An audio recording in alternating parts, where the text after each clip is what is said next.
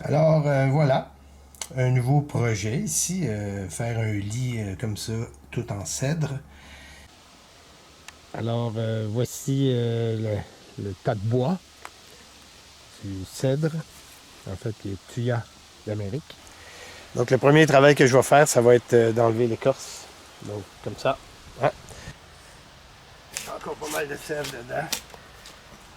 Pas facile celle-là, là, parce qu'il est courbé. Hein?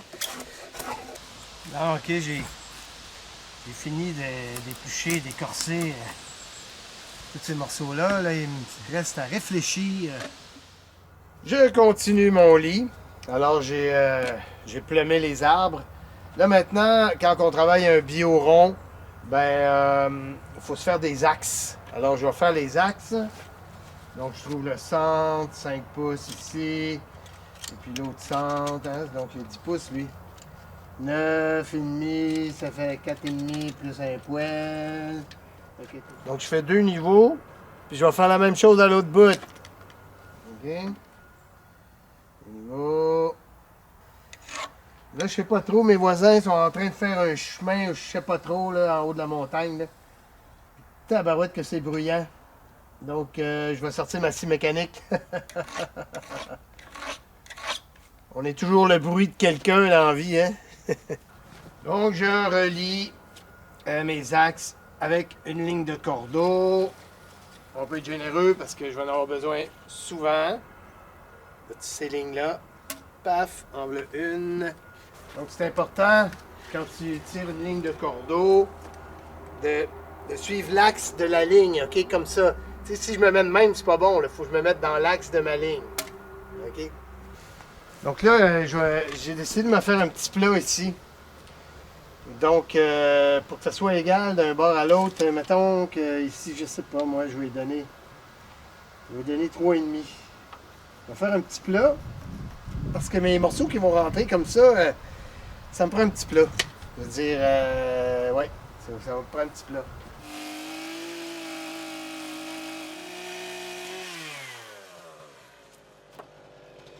Donc, grâce à mon petit plat, eh bien, ici, je vais pouvoir marquer mon tenon, là. Ça va être plus facile que dans le rond, parce qu'il faut que je perce ça bord en bord, parce que c'est le morceau ici hein, qui s'en vient. Donc ça, je vais faire ça sur les 4 pattes. Ça, c'est une patte. Une coupe qui est bien difficile à faire en bois rond, c'est le bout du bio. OK? On veut que ça soit droit, parce que ça, c'est le bas de la patte, c'est à côté sur le plancher. Donc, on voudrait vraiment que ça ne soit pas bancal. Donc, naturellement, il faut que la coupe soit en rapport avec l'axe. Donc, à ce moment-là, tu utilises 2 équerres, OK? Donc, tu t'en installes une comme ça. Tu traces une ligne ici. Bravo. OK? Et tu te rapportes avec une deuxième. J'ai mon axe ici que j'ai tiré. OK? Donc là, je me suis rapporté avec mon axe. Donc, je me fais un petit point ici. OK? Puis après ça, là, il y a un petit peu d'œil de jambon, là. On va comme ça, je suis ma ligne. Donc, tu vois, c'est vraiment pas droit, là, cette coupe-là, OK? Donc, je pars de presque... Oups, mon ombrage. Je pars de presque rien, ici. Et puis là, ma coupe de rien à ici. Si je serais bien maniaque, je pourrais faire le tour, là, mais je pense que j'ai un assez bon point de repère pour pouvoir couper ça droit, là.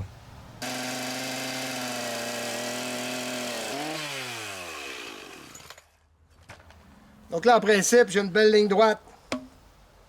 Idéalement, quand tu fais des coupes comme ça, tu laisses toujours la ligne. OK? Comme ça, tu sais, si mettons que j'aurais coupé la ligne de ce côté-ci, ben j'aurais pas su si je serais trop par là ou par là, tu sais. Là, vu que je viens de couper le bout, ben faut pas oublier de retracer nos axes parce que... Donc là, je suis encore au fur et à mesure. Donc là, je me suis fait une petite encoche ici parce que il va bien falloir... Je vais faire quand même un châssis en bois pour mettre le matelas dedans. Parce que en plus, pour être sûr d'avoir les bonnes dimensions, ça me prend un repère. J'utilise aussi cette petite patente-là ici. Donc tu vois, ça c'est mon entaille. Et puis, parce que je veux rentrer un morceau de même, là. OK?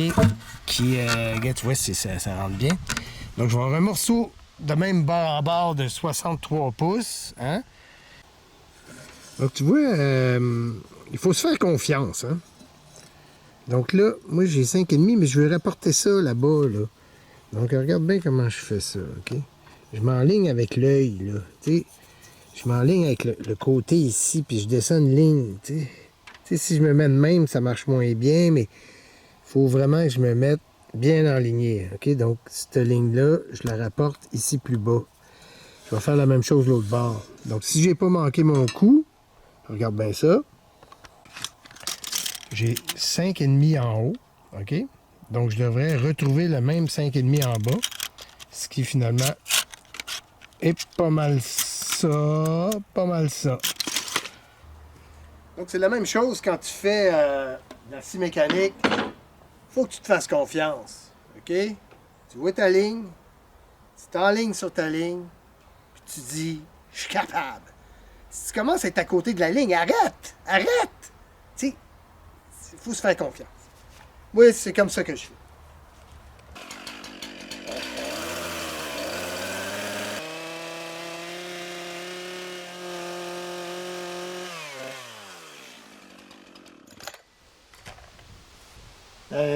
Puis là, ben, je termine avec la zézette.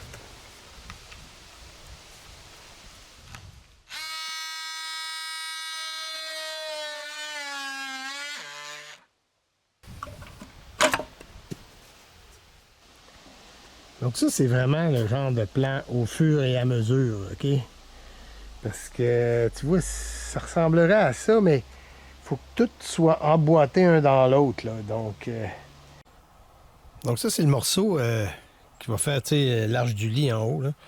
Donc là, j'ai trouvé un centre. Je vais faire un tenon de 2 pouces, OK? Donc là, je suis en train d'y tailler les tenons de 2 pouces, OK? Donc, tu vois, je me suis tiré des lignes dans le centre, mais c'est un bio rond, ça ne vaut pas si bien que ça. Donc, tu vois, je laisse toujours ma ligne, hein? Comme ça, je sais où que je suis. Là, je le vire de bord, puis j'y fais ces deux autres. Bon, là, c'est le temps de faire mon tenon. OK, donc ça va être 2 pouces et demi par 2 pouces. Je me suis mis à 12 pouces. Le matelas, il va arriver quelque part ici. Puis le tenon. Là, il faut que je trouve ça. Il faut que je trouve ça. Où c'est que ça sort l'autre côté? OK? Donc, pour ça, je vais me servir encore de mes axes. Donc, tu vois, là, ici, sur la face où je travaille ici, j'ai mis mon équerre sur le bas côté de mon affaire. Parce que moi, je veux retrouver un point qui vient. Alors, cette petite équerre-là, elle, je la mets sur l'axe, OK, on a fait au cordeau avant. Et puis là, c'est ici. Ça, c'est le point en question qui se rapporte à celui où j'ai fait mon dessin tout à l'heure. Donc, ça, c'est mon axe, OK. Donc là, je vais faire la même chose, mais je vais aller porter ça sur l'autre côté. Donc, mon équerre est ici comme ça. Attends un peu, je vais transférer la caméra. Donc, j'ai mon point en haut qui vient dans l'arrière. J'ai encore un axe ici qui est encore un peu visible. Là. C'est bon. Donc, ça veut dire que c'est direct ici. Ah, oui, il aurait fallu que je fasse un plat avant. OK. Donc, tu vois. Donc, tu comprends le principe. Là, tu rapportes avec ton équerre. Donc, le bas de mon tenon, il est ici. Mais je vais me faire un plat ici. Parce que ça va être plus facile à faire mon tenon. Donc, tu vois, j'ai rapporté mon point de là-bas avec mes équerres jusqu'ici. OK? Et puis, après ça, je vérifie de même. Mais ça, c'est plus ou moins aléatoire, mais ça fait exactement la même distance que j'ai de l'autre bord. Donc là, je sais que mon affaire, il va être par là. Donc, pour percer, moi, je veux percer ça. Là, je vais utiliser une nouvelle technique. Là. Je te montre ça. Donc, je vais utiliser ma zézette pour faire le premier départ.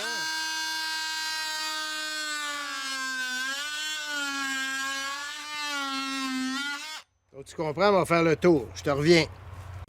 C'est comme une nouvelle façon de faire, là. On va regarder voir si ça marche. Hey, calme, je m'en mange sur la gueule.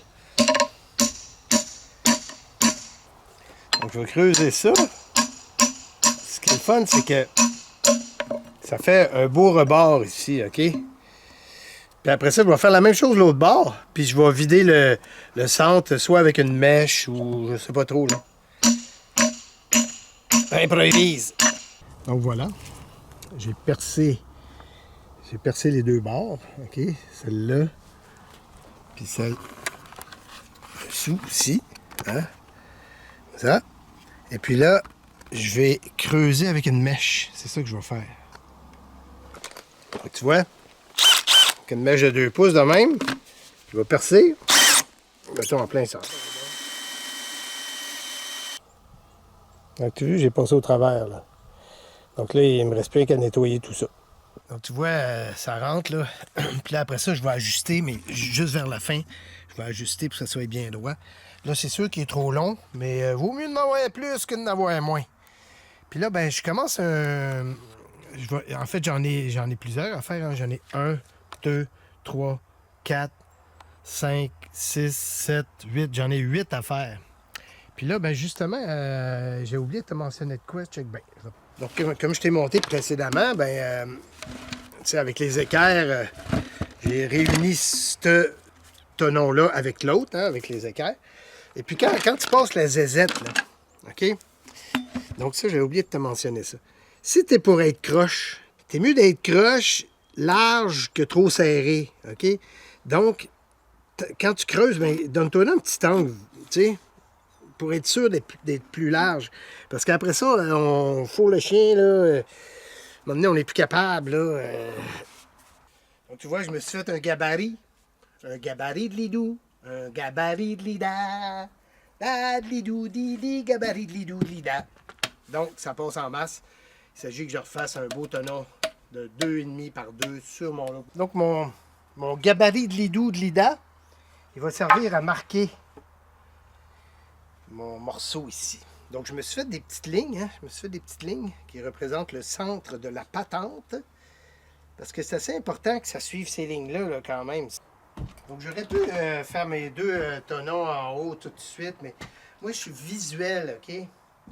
Donc là, je vais utiliser cette affaire-là. Tu connais tout ça? Moi, j'appelle ça un clic-clic. Si t'en as pas, là, cours au magasin t'en acheter. OK, sérieux, là? C'est vraiment... Tu fais toutes sortes d'affaires avec ça. C'est de première qualité. Et comme là, je vais pouvoir tirer. Puis si vous ne savez pas comment l'utiliser, je vais vous montrer parce que la plupart des gens ne savent pas comment ça fonctionne. Donc, check ça. Au moins, là, je sais que j'ai une bonne tension. Ouais. Donc là, je vais pouvoir installer mon morceau ici. Donc lui, c'est parce que lui, il y a une courbe dedans, OK? Donc, je ne sais pas trop comment mes tenons, mes mortaises, il faudrait que je les fasse avec un angle, mais je vais plutôt essayer de ramener ça droit. Ça va bien! Ça va bien! On va réussir! On va réussir! C'est en forgeant qu'on devient forgeron! Donc, pour faire les tonneaux mortaises de celui d'en haut, c'est un petit peu plus compliqué parce que tu vois, il y a un rond dedans. OK? Il y a un rond. Mais moi, je veux faire un tonneau en bord droit. Donc, ce que je fais, c'est que j'ai trouvé ma ligne centre ici. OK? J'ai mon gabarit. J'ai mon ligne centre. Et puis, je mets mon gabarit d'équerre avec ma ligne centre. C'est ça que je vais dessiner.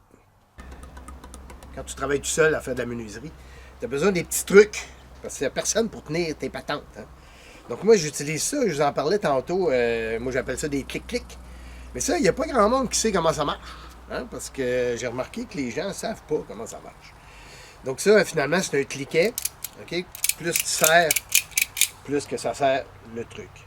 Donc, je vais te montrer comment ça fonctionne. OK? Donc, c'est un cliquet comme ça. Donc, l'idée, c'est d'enfiler la sangle. OK? Tu vois, par en arrière, comme ça. Et tu reviens ici. OK? Donc là, tu avales tout le mou. Hein? Tu avales le mou. OK? C'est bien, bien important d'avaler le mou. Et puis, je te dirais, tu l'avales le plus possible avant de commencer à crinquer. OK? Yeah. Je l'ai avalé comme il faut. Là, je peux crinquer. OK? Donc là, tu vois, mon barillet, il n'est pas trop plein. Quand tu veux relâcher la chose, tu sais, il y a comme ici un petit liquet, là. Une fois qu'il est plat, il est rendu. OK? Donc, c'est de même que ça fonctionne. L'erreur que les gens font, c'est qu'ils se mettent à crinquer avant d'avoir avalé le mou. Et puis là, à ce moment-là, tu remplis ton barillet trop de sangle. Puis à un moment donné, ça ne marche plus. Il y a trop de sangle là-dedans. Puis après ça, quand tu veux le défaire, c'est plus compliqué. OK? Donc, voilà. Quand tu veux le défaire, il faut qu'il soit bien à plat et ça sort. Donc, on avale le mou comme il faut et on craque. Tout simple que ça. Comme tu peux voir, ce morceau-là, il y a une courbe dedans. Hein? Donc, mais moi, je voulais pas que mes tenons suivent la courbe. Donc là, j'ai fait comme un genre de dessin. Là. On va voir si je suis capable de couper ça. Je vais couper ça avec la grosse scie d'un trait.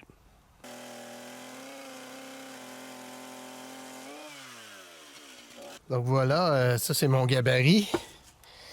Donc en principe, ça devrait avoir la même... c'est pas si mal, pas si mal. Donc on va l'ajuster au fur et à mesure. Donc je fais l'autre côté. Donc tu vois ça s'en va là-dedans. Mais là, je suis beaucoup trop gros.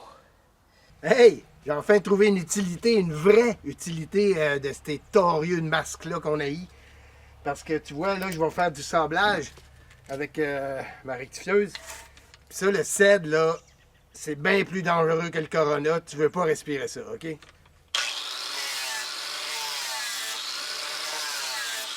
Ça donne bien. Des masques comme ça, ils en traînent partout.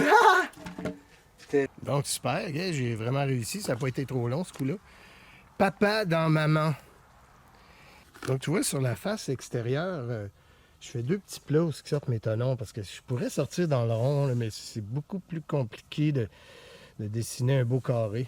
Donc, je fais un petit plat, comme tu peux voir. Donc, pour faire mon petit plat, je vais me faire 2 lignes comme ça, puis après ça, je vais y aller à plat. Un petit truc pour démarrer ta scie. Moi, ce que je fais, c'est que je la tiens à l'envers comme ça. Je tiens bien la poignée dans ma main. Et puis je descends la scie. Ouais. Donc, c'est le poids de la scie.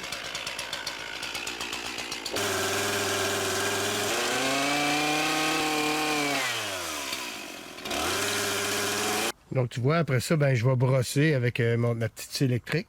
Donc ça va être beaucoup plus facile de dessiner ma mortaise hein, sur du carré que sur du rond. Donc la passe des 2 équerres, celle-là tient tout seul, elle est bien enlignée. OK, pour trouver mon point. OK, non, j'ai mon repère. OK? Donc là, je mesure toutes sortes d'affaires, puis ça me dit à peu près si c'est bon ou pas bon. Là, c'est sûr que j'embarque dans un processus qui est assez long, parce que je vais tout le passer à la gouge. On va faire ça tranquillement. Dans ce temps-là, tu dis, t'es-tu pressé, Richard? Mais non, t'es pas pressé. Prends ton temps.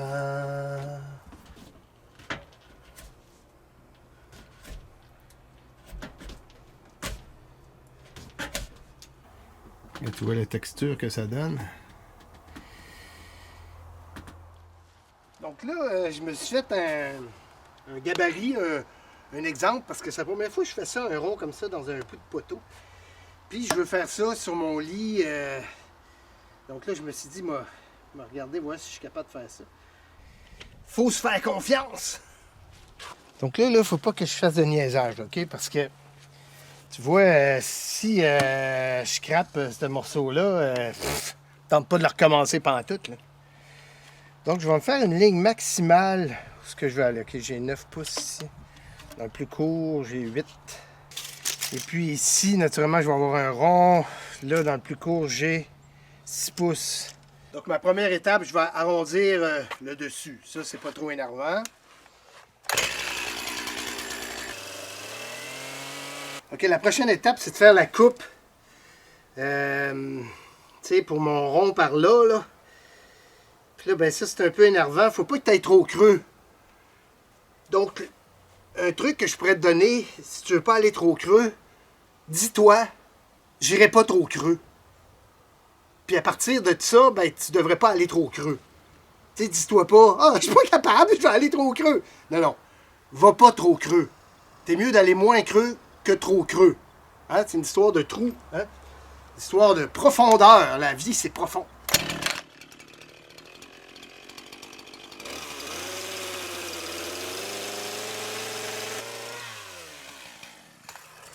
Bon, ben voilà, j'ai été pas trop creux. Donc, tu vois, là, je vois où ce que je m'en vais. Alors, je vais y aller un peu ici encore, mais pas trop.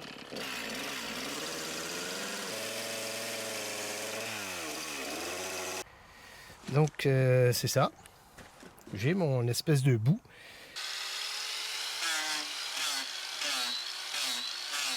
Donc, voici ce que ça donne une fois sablé. Et puis, naturellement, ben, je vais tout le finir à la gauche, lui aussi. Bing, bing, bing, paf, paf, paf, paf, paf, OK? Complètement à jeun. Vous me voyez surpris de ne pas trouver mon lit ici. Viens là, mon petit lit. Si tu ne viens pas à moi, c'est pas moi qui irai à toi. Qui n'avance pas recule, comme dit Monsieur Dupneu, un mec qui articule et qui est chef du contentieux. J'ai fini la gouge sur tous les morceaux. Là, maintenant, c'est d'assembler le tout, voir si ça a bien de l'allure ou pas d'allure. OK. OK. OK.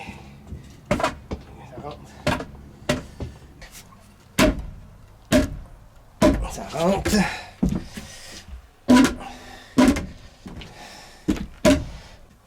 OK. L'autre bord, il faut qu'il soit un petit peu plus tête, mais je vais mettre ma sangle. Donc tu vois ici, ma coupe est pas parfaite. Hein? Donc je me sers de mon crayon comme un compas. OK, je marque ici comme ça. Donc j'accote le crayon et puis ça va me donner où c'est qu'il faut que je coupe. OK? Donc c'est pour ça qu'ils sont faits comme ça, ces crayons-là. OK. Donc là, ça c'est la tête de lit. Là, il faut que je mette des barottins entre l'espace ici. Là. Je vais mettre des barottins. Puis c'est pour ça que là, je suis rendu là. Puis aussi, je vais arrondir. Ici, je vais faire un trou, mettre un tonneau. Là, tu vois que mes coupes sont pas parfaites, là. Mais pour moi, je l'ai mis à l'envers, le torieux. Ça se peut-tu que je l'ai mis à l'envers? Oui. OK, mais de toute façon, on va tout boucher ça. Moi. On va tricher avec des petits bardeaux de cèdre à l'intérieur. Ça, c'est pour la finition. On verra ça en temps et lieu. Donc, tu vois, le prochain défi, c'est justement d'installer les barottins. Mais ça va être des barottins tout croche. Là. On aime ça croche. Donc, pour les faire tenir, au début, je voulais faire des tenons, mais je pense que je vais y aller avec des vis cachées par le dessus. Des vis cachées sur le dessus, puis des vis cachées par en dessous et collées aussi. Il faut que ça tienne là d'aplomb. Mais avant de tout faire ça, il va falloir que j'installe tous mes morceaux bien fixes pour pas que ça bouge. Donc, ça, c'est la tête de lit. À suivre.